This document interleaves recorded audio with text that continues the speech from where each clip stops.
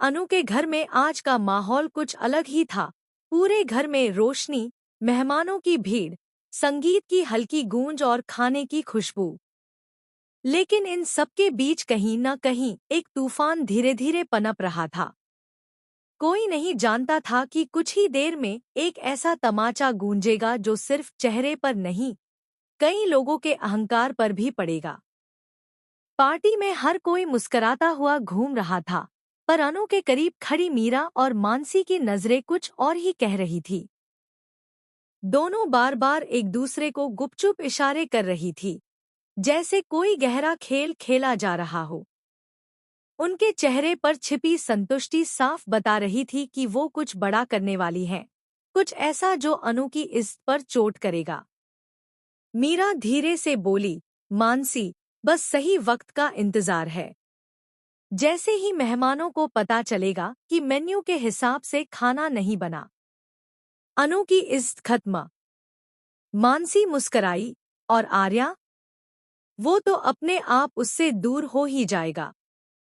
दोनों की चाल सेठ थी, और उन्हें भरोसा था कि आज वो अनु को सबके सामने बदनाम कर ही देंगी।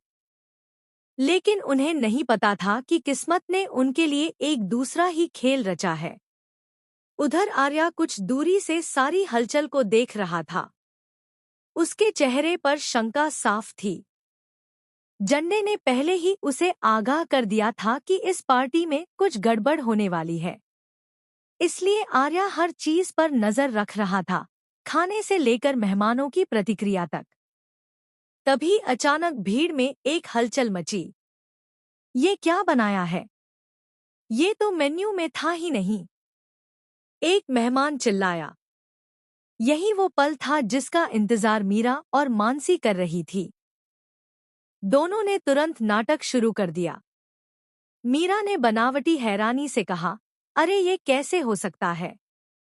मेन्यू तो मैंने खुद देखा था। शायद अनु की तरफ से कोई गलती हुई है। मानसी ने बात को हवा देते हुए कहा, अनु को ऐसी बड़ी पार्टी संभालनी ही नहीं चाहिए। इतनी छोटी छोटी गलतियां? शर्म की बात है। अनु एकदम से घबरा गई। उसे समझ ही नहीं आ रहा था कि ये सब कैसे हुआ। उसके चेहरे पर तनाव साफ दिख रहा था। लेकिन तभी आर्या धीरे धीरे आगे बढ़ा। उसकी आंखों में गुस्सा नहीं, बल्कि सच्चाई की चमक थी। वह सीधे किचन की ओर गया और स्टाफ से बात की। कुछ ही मिनटों में उसकी शंका पक्की हो चुकी थी।